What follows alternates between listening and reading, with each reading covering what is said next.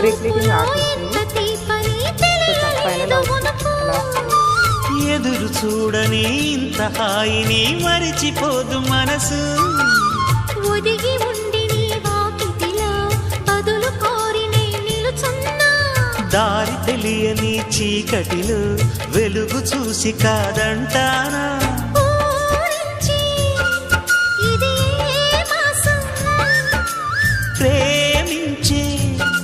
ప్రతి గుండెను అందెల సందడి చేసే హేమంతం ఇది మన సొంతం అయినది